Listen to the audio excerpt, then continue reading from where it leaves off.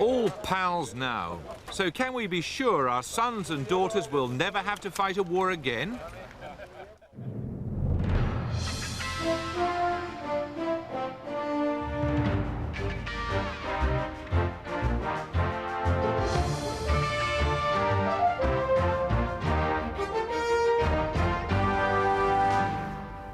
Good evening. If we're to believe the declarations made in Paris today, Britain is safer now from war than it's been for centuries. Does the fact that NATO has now signed a treaty with Russia mean we can all sleep easy in our beds? I'll be exploring with two analysts whether all is as it seems or whether there are some other potential wars we ought to worry about. Gordon Brown's midsummer budget may not have to raise taxes, says a highly respected institute. If things are better than feared, is it time to loosen up a bit? Diane Abbott certainly thinks so. She says it's time to spend. New MP Martin Linton believes the Chancellor must keep his grip. Iran has chosen a more liberal leader, but what does liberalism mean in a country where young lovers can be arrested for holding hands?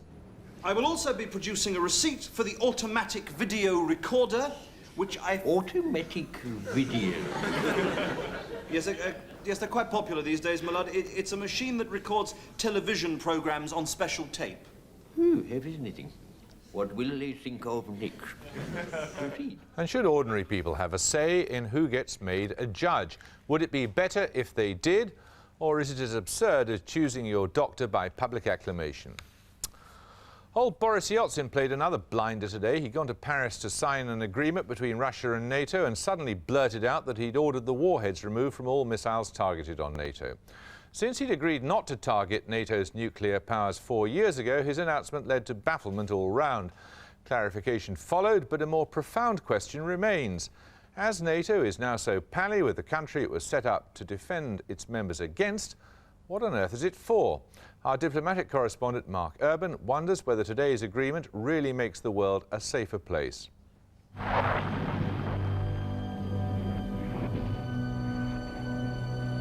In 2 world wars and countless local ones, Europe has been the cockpit of global conflict this century. Is there hope today that as the 20th century comes to a close, a lesson has finally been learnt? Russia's president signed an agreement permitting NATO to recruit among Moscow's old allies. He even ad-libbed a diktat, scrapping nuclear weapons targeted on Western countries. Coming on top of his plans announced last week for further deep cuts in Russian forces, it would appear that the British Isles are safer from attack than they've been for centuries. I think Britain's safer now than it has been in any time in its modern history. From the beginning of the period when you can say there was a nation in England and a nation in Scotland, the British Isles have never been so safe from external attack.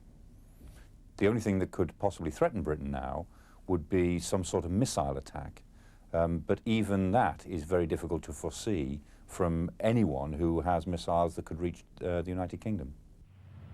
If the future really is so rosy, it begs the question, why have NATO and the expensive impedimenta of war like armoured divisions at all? The forces will remain because of the unforeseeable. The alliance may emerge as a sort of club for the defence of Western democratic interests anywhere in the world. Some have called the end of the Cold War the end of history, the last great battle of civilizations. But is it really that? Looking back, it took decades after the defeat of Napoleon at Waterloo, for example, for it to become clear that Germany would be Britain's new enemy. Who would assert with confidence that all of the great questions about dividing the world's resources between growing populations will be resolved peacefully in the coming decades? If there is to be another ideological schism which divides the world, could it be between Islam and the West? Some American commentators talk about making NATO the organization of Western civilization. France, anxious about Islamic unrest in North Africa, might agree with that. But Sunni and Shiite, Iraqi and Egyptian remain deep rivals. They do, however, share a historical distrust of the West. Here is a fundamental clash between secular democracies with global economic interests, which they wish to sustain, and religious states like Iran, for example, and other states which have different values, which challenge Western democratic values, and which challenge them in terms of control of vital resources like oil in the Gulf region, for example. And if you couple this too with the proliferation of certain technologies associated with weapons of mass destruction, not only nuclear weapons, but also biological and chemical weapons as well, this is of great concern to the UK. And if the ideas of an Islamic bloc seem fanciful, China has emerged for many security analysts as the principal possible Western adversary in coming years. The country spends heavily on the military and has territorial disputes of varying acrimony with almost all of its neighbours. As we've seen in a whole other series of countries, communism, in a sense, evolves into a kind of authoritarianism, perhaps even a kind of fascism. And so the risk with China is that you will have nationalism as the driving force, and one that says we are not a status quo power. We want to regain Taiwan, we want to regain the South China Sea. All of those issues provide a nationalist glue that holds this country together. We know from European history that nationalist phase is a very dangerous one, and we should all, I think, take it very seriously. But it can be a phase that China grows through, but the stage in between will be a very difficult one. It's the proliferation of missile and nuclear technology, as well as the emergence of new forms of war, which may challenge the feeling of security now enjoyed by people in Britain. A national trauma on the scale of the Somme thankfully seems unimaginable, all the more so since an older generation is passing away. But that war itself could barely have been imagined during the long peace of the century which preceded it. Well, I'm joined now by Michael Clark and Jonathan Isle. Now, Michael Clark, we heard you say in that report that Britain was safer now than at any time since it had become a recognisable entity. You think you're guilty of hyperbole? No, not necessarily, because we're safer now from invasion than at any time in our recognised history. All through the history of the British state, whenever you date that from, we've faced some sort of threat of possible invasion, in some cases imminent invasion. Nobody could now invade Britain. There's no credible scenario where it could happen. There's no combination of allies where it could happen for the foreseeable future, and that means 30 to 40 years. Why are you laughing? Well, because I think that the reality is that, of course, in purely strategic terms, we are better off. But there are many question marks. We've just heard tonight about Russia. It is obvious that Russia at the moment is unable to change the status quo, but it's equally obvious, at least for the moment, that if it does get its act together, if it does have the economic advantage, it will change the status quo. Another country that will challenge the status quo is China. And paradoxically, the status of an island that gave us enormous amount of security, after all, tanks were never very good at swimming the channel, even before today, all this is now in a way obviated by the technological advances. You have a lot of countries that do have money, usually from the sale of oil, and they do have the determination to have the delivery systems that will be required in order to hit this island. Well, what do you make of that apocalyptic view? No, I don't disagree with that. You see, what's at stake is not the threat to Britain, but the threat to Britain's interests. So the point is we get a choice as to how involved we become in conflicts elsewhere in the world. They are indirect from us. It may be that we'll commit a great deal of resources and blood and treasure to them. We might choose to do that, but we get the choice in ways that we didn't have in earlier parts of the 20th century. And in ways that we didn't have in previous centuries. Well, choice is a manner of speech, isn't it? I mean, we are committed anyway to a set of legal obligations as permanent members of the UN Security Council, and indeed to NATO. We are extending, as we've seen today, these commitments. And in the future, if we are to expect the protection that we still get from the United States, we will have to give something in return.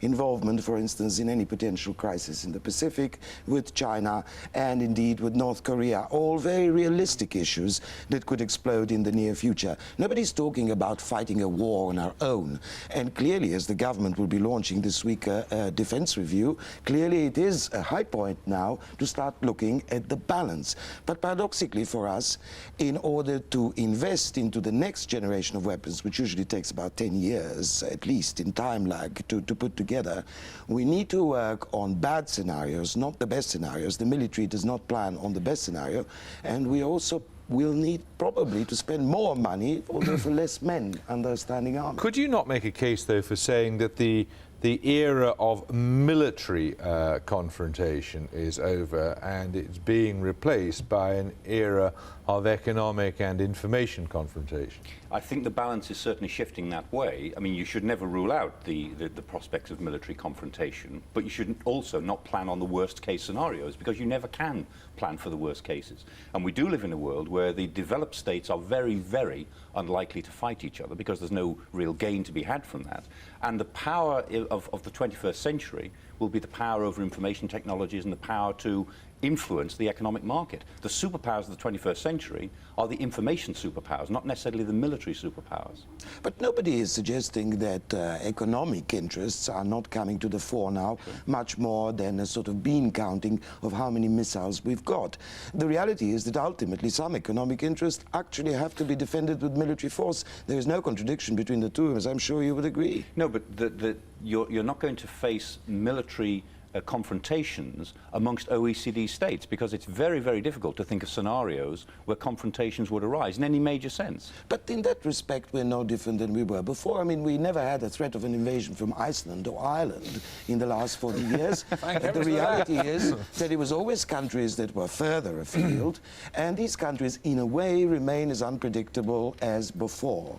The truth is that the two big countries that are imponderables, China and Russia, are both countries that resent the current status quo in which they find themselves and are absolutely determined, should they acquire the economic power, which looks more likely in the case of China rather than Russia, to translate it into the military one as well. Yeah, but I think they'll find that their economic and informational power will buy them a lot more than military power would. I think military power has a declining cost exchange ratio. You've got to put a lot more military power in to get a political output out. OK, well, now, the other possibility, since you seem to be such a gloom merchant here tonight, Jonathan Al, is that, assuming that you're right and that the military era of military confrontation is going to continue, that we don't actually know, we can neither predict nor who the enemies are, nor can we predict what form the confrontation will take, and therefore it follows, doesn't it, that the sort of weapon systems that our military are engaged in and developing now make likely to be completely irrelevant.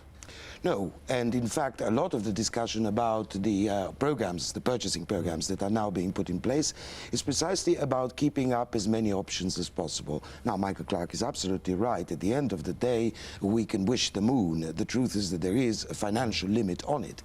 But there is also a psychological limit, which is that there is a premium on not losing men and women in actual fighting. Industrialized, highly developed societies hate that. They like to watch wars, and especially wars that have a moral content, on their television screens. So in a way, that puts even a bigger burden on defense budgets and puts even a bigger burden on all the technological gizmos that would allow us to deliver firepower at a long distance with a minimum cost to ourselves. OK, thank you both very much. Well, no question of the big event on the domestic political diary this summer. The only uncertainty is which month is the first Labour budget penciled in for. The Chancellor's already had to delay it amid reports of chaos at the Treasury. Today, the respected Institute for Fiscal Studies, who are seen as being like Caesar's wife in these matters, produced their own account of what might be in store and how much room for manoeuvre Gordon Brown has. They were working with Goldman Sachs.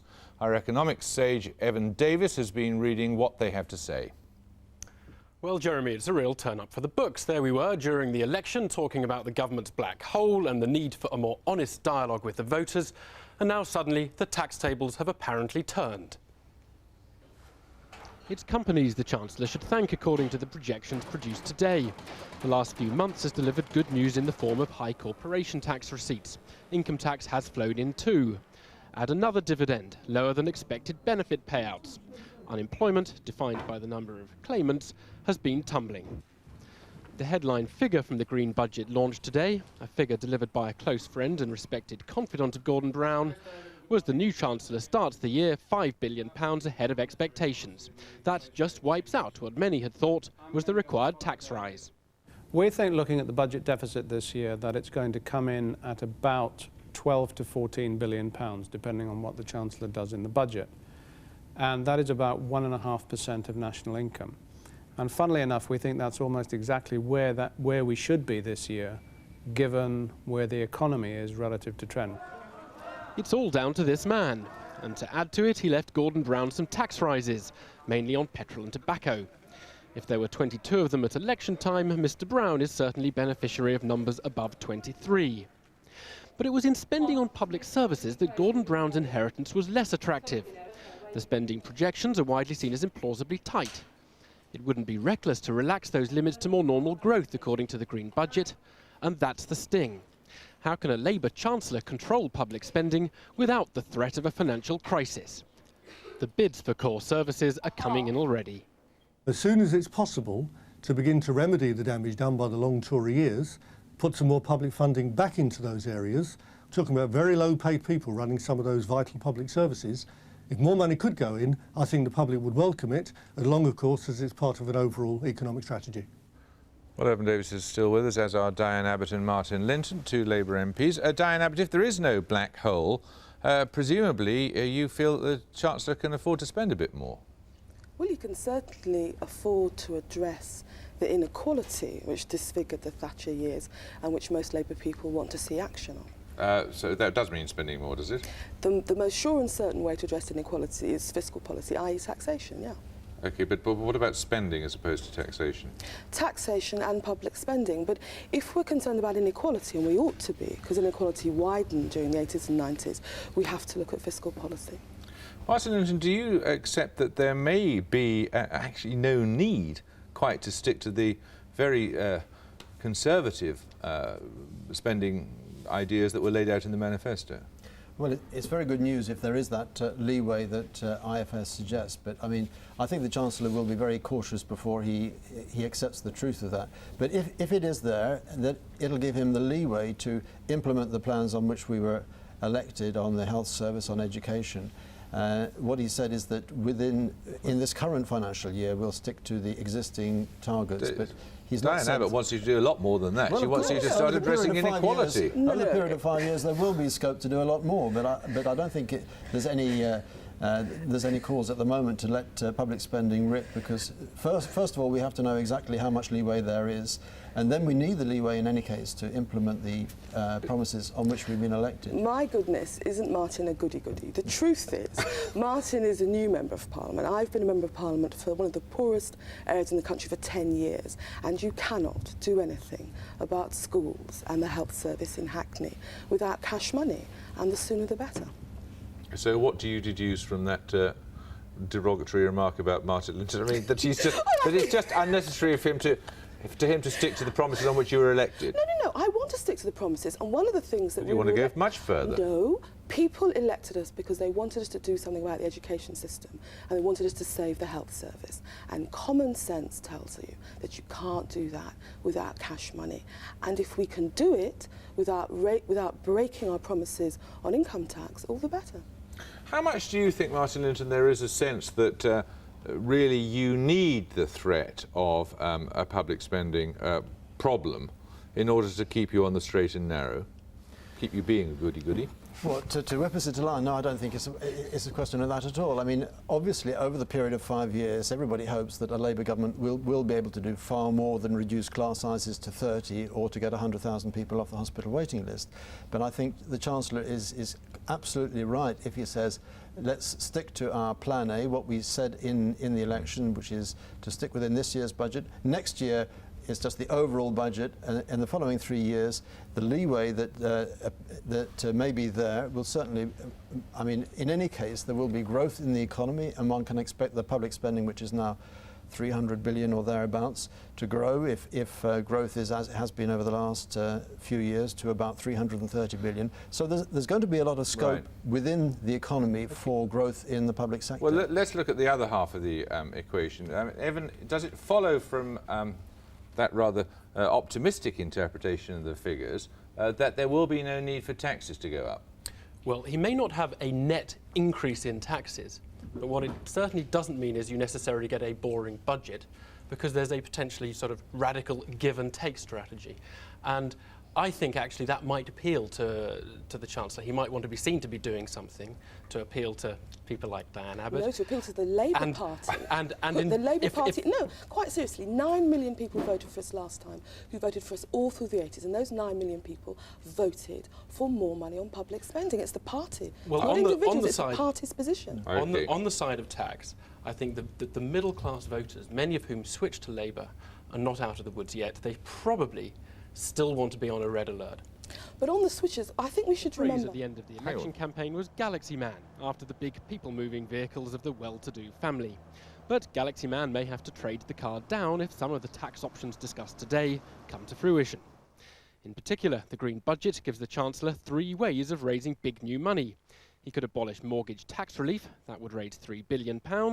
He could restrict the value of the personal tax allowance to the 23% basic rate of tax. That would raise £2 billion. He could apply the same tax to pensions contributions. That would raise another billion. The first suggestion, curtailing mortgage tax relief, is the one that's been on the Treasury hit list for longest. Full abolition would cost anyone with a mortgage bigger than £30,000 about £7 a week. On mortgage interest relief, the housing market is clearly doing well at the moment, and mortgage interest relief has been steadily reduced over the 1990s, so this might be an obvious time to do it and might offset some need for interest rate increases, at least in the government's mind. The second big hit could be on personal allowances for high earners. At the moment, those paying tax at 40% can deduct the allowance at 40%. It's worth more to them than it is to basic rate taxpayers. But restricting it to the basic rate would cost top rate taxpayers £13 a week. It also affects a group of relatively well-off basic rate taxpayers at the moment who, as a result of the restriction in the value of the allowance, would become higher rate taxpayers as the level of income at which you start to become a higher rate taxpayer falls by about £4,000. Most controversial is the possibility of limiting tax relief on pension contributions to the basic rate. It's not ideal, as private pensions are being encouraged. For someone on £35,000 a year, contributing 10% of salary into a pension, the measure would cost about £11 a week. Changing the taxation of pensions is a very seductive sounding measure. It sounds as though the current tax regime is really quite generous. In reality, it isn't. It's simply treating pensions as deferred earnings. It's taxing them when you get them. If you were to restrict the rate of contribution relief to the basic rate for higher rate taxpayers, then in fact they would end up worse off if they invested in pensions than if they simply stuck the money under the mattress. Just restricting himself to the less controversial of these measures, though, would still allow the Chancellor to claim he'd hit the floor of the House running. We should tell people, of course, not to have nightmares over these scenarios. These are not official plans. These are suggestions from some very influential thinkers on the subject. And there was another irony in what they were saying, which is if the Chancellor does choose to give back some of the money he could raise in that particular way, and he chooses to do it in the way he favours, which is the low starting rate of tax, the 10p rate. In fact, ironically, that benefits middle-class people rather more than it benefits the poor, a lot of whom aren't paying income tax at all. Right, Diane Abbott, you've already told us that you think your loyalty is to those people who carried on voting you throughout all those unsuccessful elections in the 1980s, rather than having any loyalty to those people who came across to you and gave you the opportunity to put your promises into practice. So you're quite comfortable about hitting your new converts, are you? My loyalty is to the Labour Party. The truth is there were 9 million people that voted for the Labour Party throughout the 80s. 1.5 million people switched from the Tories to Labour. Yeah. The question is, are we allowed the tail to wag the dog? Okay. Or are we going to look to the needs of people in Hackney and Battersea? So you are quite happy to zap the people who switch directly from the Conservatives? Well, more fool them, eh? No, I joined the party to see something done about inequality. And whether Galaxy Man or Mondeo Man or whatever noted or not, he's as much damaged by widening inequality as anybody else. And you think he's going to be undamaged by being taxed more? Economic inequality is economically dysfunctional. And the party, I think, and I know that party members feel this, they want to see something done about inequality. And you are going to go up to Galaxy Man or Mondeo Man and say to him, you're economically dysfunctional. I'm sorry, you're going to have to pay another £30 a week. I know, it's easy to be flippant. Yeah, but if you live in inner London, which I do, and you've seen the gap between how people like yourself live and how people in Hackney live, you would know something has to be done about it. All right, let me ask you this, Martin. Do you think that we are overtaxed in this country? Well, I think this is the point that Diane is missing that taxation in this country is already very high. In fact, it's one of the lowest levels of taxation in Europe. And what's more is it's exactly the same level as it was during the last Labour government. The Conservatives have failed to reduce taxation, failed to reduce public spending, and what they've done is they've reduced the threshold for taxation. So many people at very low levels of income are now paying tax. Now, I'm not saying there shouldn't be changes in the tax system, but I don't think that there's any point in a Labour government saying we actually need to spend more than the last Labour government did. What we need to do is to redirect spending into the areas where it's needed and away from the areas where it isn't needed. And you can do that without increasing taxes? The overall level of taxation, well, obviously it will grow with the growth of the economy, but it doesn't need to grow as a proportion of gross domestic product by any substantial amount, because it hasn't changed under the Conservative government. It's 4 to 2% as it was in 1978. The challenge to a Labour government is actually to spend it more wisely on better things, take it away from the unproductive areas into the productive areas. Okay, thank you both very much. You can go out and let Diane scowl at you outside. The man chosen as president of Iran has said it's time for more democracy there. Mohammad Khatami, who will succeed President Rafsanjani, says he wants to see a society in which individual rights are protected. Iran, you'll recall, is the country where the fatwa against Salman Rushdie originated, so these things are relative. The election of a moderate like Mohammad Khatami is being seen as the most significant thing to happen there since the Islamic Revolution swept away the old Shah. The BBC's Foreign Affairs editor, John Simpson, has just sent us this report from Tehran. You probably wouldn't think so, but the Islamic Republic of Iran possesses one of the finest and most liberal constitutions of any country in the world. It was written in the heady days immediately after the 1979 revolution, and it's full of noble sentiments, few, if any, of which have ever been put into practice here. Let's look at one or two of them. Article 23. No one may be indicted or prosecuted merely because of what they think. Article 24. There shall be a free press. Article 25. It is completely forbidden to open letters or record telephone conversations. Article 26. Political parties, unions and organizations representing minority groups are all free to operate as long as they do not damage national unity. It, of course, bears about as much relationship to life in Iran as the old Soviet constitution bore to life under Stalin or Brezhnev. Nevertheless, it exists on paper, and that's an immense strength now to those who want to change things. In the holy city of Qom, the intellectual and spiritual heart of the Iranian system, many of the clergy see no reason to change the way the country is governed. They are worried by the prospect of Western influences seeping in and destroying the Islamic purity of the revolution. And they see too much liberalization, even the setting up of political parties or an easing of the restrictions on everyday life, as the thin end of the wedge. Still, last Friday's stunning victory by Saeed Mohammed Khatami in the presidential election was a clear protest vote by 2/3 of the population against the way Iran has been governed. And however grudgingly, even the strongest conservatives had to take account of that. As Ayatollah Khomeini gazed sternly out over the room, the president-elect, mild and relaxed, met the world's media for the first time. And soon it became clear when we questioned him that he would circumvent the resistance of the conservatives by invoking the constitution to change things. Many people in Iran complain about the interference in their daily lives of unauthorized and unelected people. Will this now change under your presidency? And will you reintroduce the greater degree of intellectual and cultural freedom that existed here when you were Minister of Culture?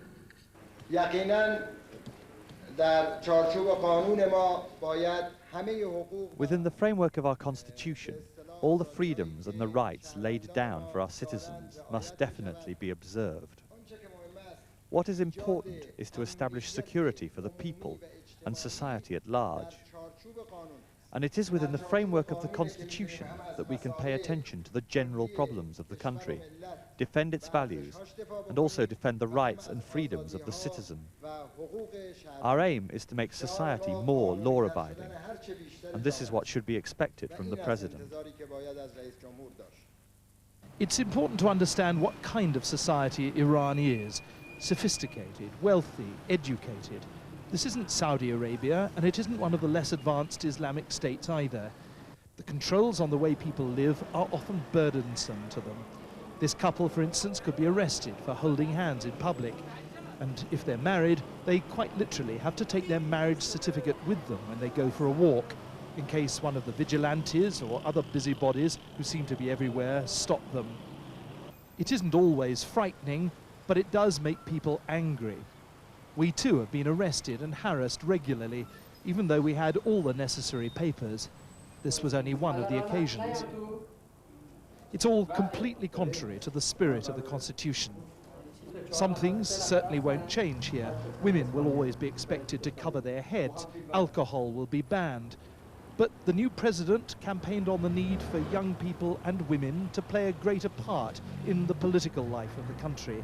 And he dropped a pretty broad hint that he'd appoint a woman to his cabinet. I believe in the potential of Iranian women, and I see no obstacle to their presence in the highest positions in our system. Appointments should always be a matter of ability rather than gender.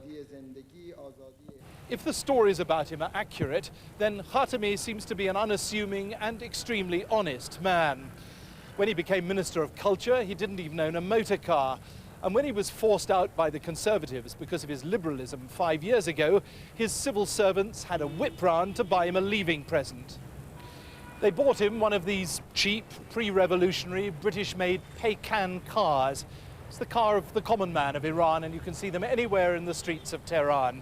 As far as we know, he's been driving around in it ever since. And so what Khatami is doing is to give the Iranian system a human face. It's his version of Britain's new Labour, the new Islamic Republic, perhaps. But he still has to circumvent the Conservatives if he can't win them over. And so his companion here is Ayatollah Khomeini's grandson, Hassan, and he's come to the shrine of the Ayatollah to emphasize that he's working within the constitutional system which the leader of the revolution himself approved. Maybe it'll work. Maybe the Conservatives and the complex system of political checks and balances will defeat him. But if they do, it'll be greatly against the will of the vast majority of people here. Now, in a moment, should the public play any part in choosing judges? But before that, today's other news.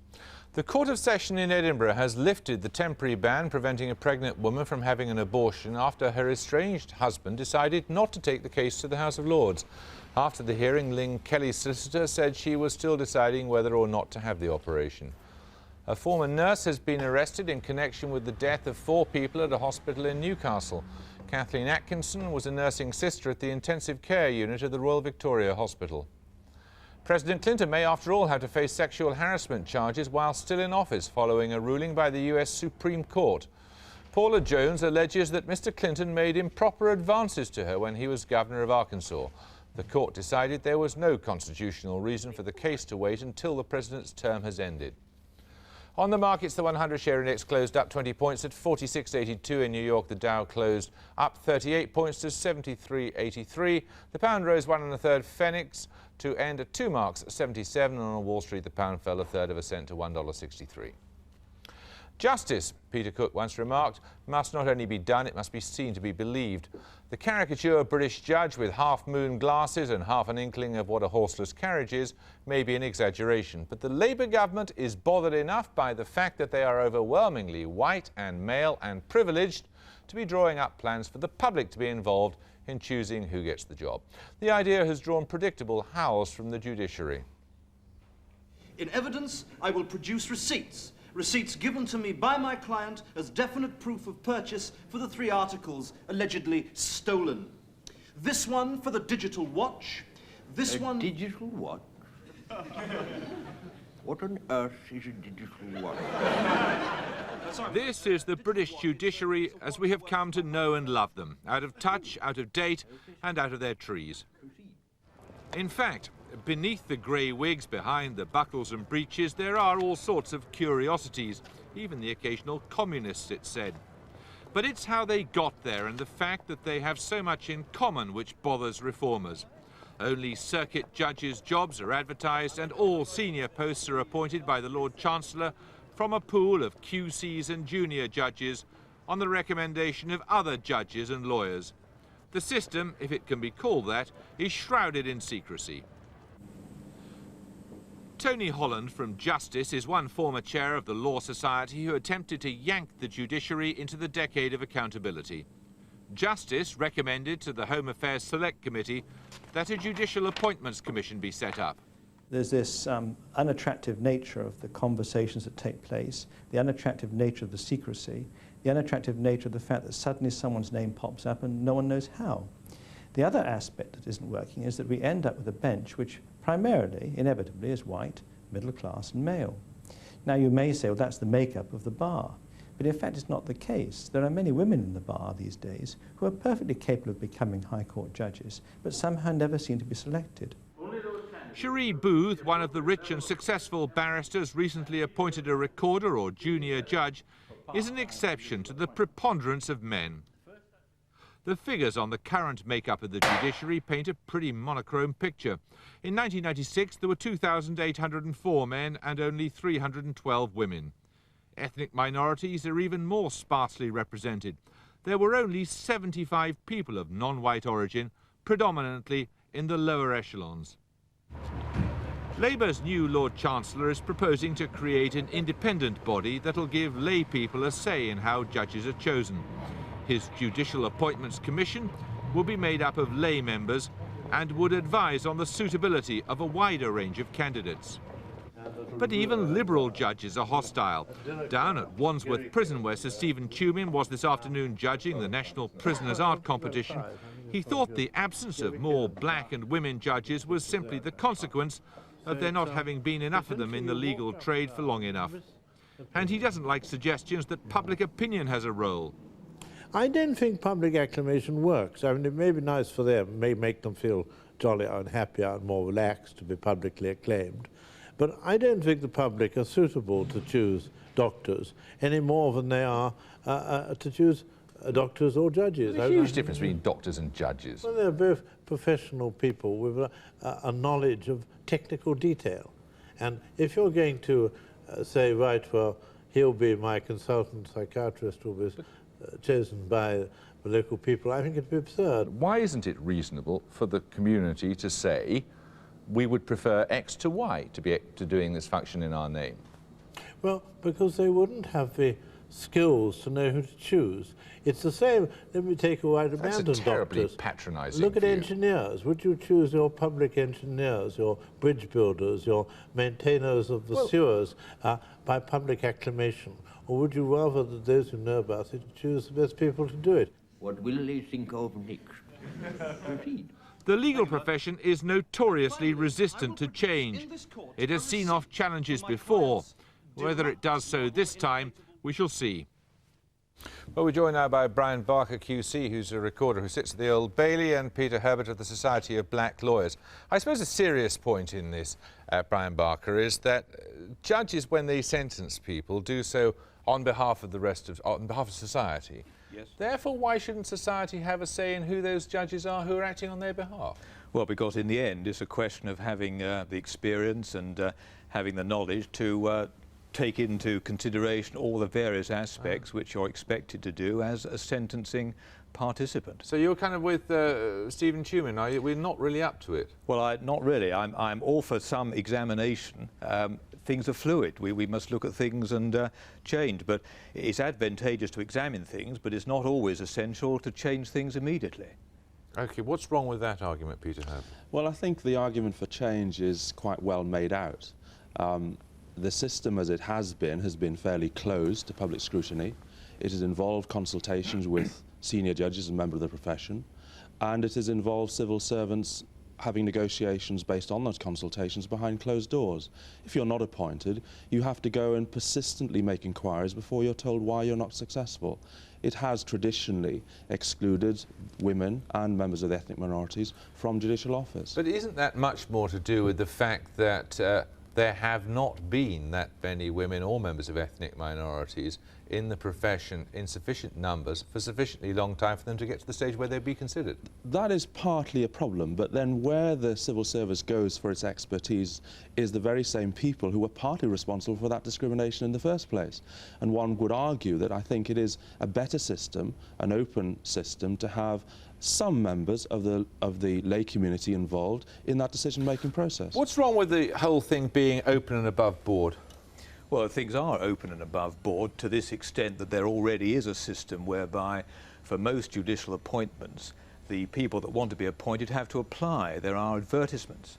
And secondly, there are interviews. And thirdly, there is a lay person already on the interviewing panel. And that in itself is something that's fairly new. It's an experiment to some extent, but it's running, and we ought to at least step back a bit and see how that works before we start changing things again. You see, what one wonders is, what are these things that are found out in the legal soundings by the Lord Chancellor's flunkies that we're not allowed to know about? Well, in the end, we all know what we want. I mean, we want a candidate that has ability, that has integrity, that is somebody who has patience, and someone that's fair. That's what we want. Well, you can do all of that with an open procedure, can't you? Overall, you've got to look and find and see what your person can do, and someone with 20 years' experience who's been in the profession, who's been asked about it, can say that person's got it and that person hasn't. But whether any person picked at random from the street can say that in an interview is another matter.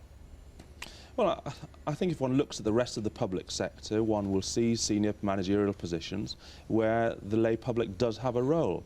And for instance, one of the things Brian says is not quite accurate, because in fact people are invited to apply for judicial office on the basis that they will be appointed. Now that cannot operate in a system which says that there is real equality of opportunity. But the logical endpoint of your preferred solution is that in the end all judges would become, to an extent, political appointments, wouldn't they? No, that presumes two things. Firstly, that the system at the moment doesn't have political appointment built into it, which in a sense it does. People now you've made that, you've made that point already, but under your system, if everything was open and done by more or less public acclamation, they would be politically appointed judges, wouldn't they? No, I disagree. I think there would be diversity and there would be equality of opportunity to a greater degree than there is at present. Why should it be any more diverse? Well, I think because there would be a knowledge that equal opportunities would properly apply, not in name only, and that those people that are lay people would have training as to that. There is very limited training for the lay people at present. Judges certainly have no training in the consultation process as to equal opportunities, none at all. Perhaps we're taking this proposal too seriously. I mean, on the basis of what we know, and the basis of what we know of how you guys fight your corner, do you think Labour will actually do anything? Well, they're looking at everything afresh, and that's a good thing. We can't be complacent. That's the first time I've ever heard a lawyer saying that.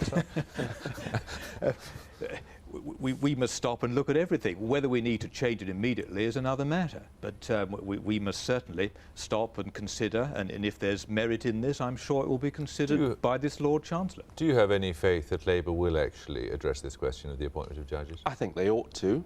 It's not quite the same, though, is it? I sincerely hope they would, because under the old system, I think the Prime Minister's wife may not have been appointed. Oh, really? Look, I'm sorry, I'm reaching down here to the floor to try to grab the newspapers, which we haven't got a stand for in our spanking new studio. Thank you both very much.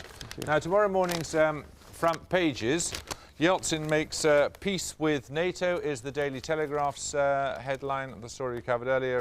Russia and NATO buried the Cold War. The Times, immigrant rules to be relaxed. Jack Straw is apparently ending the rules on marriage, or planning to. NATO and Russia, another charter. The Herald Tribune's treatment, and the Sun has news of the latest lottery winner, and the Mirror claims to have lots of good news. That's all from Newsnight for tonight. I'll be back with more tomorrow night. Until then, from all of us on the programme, good night.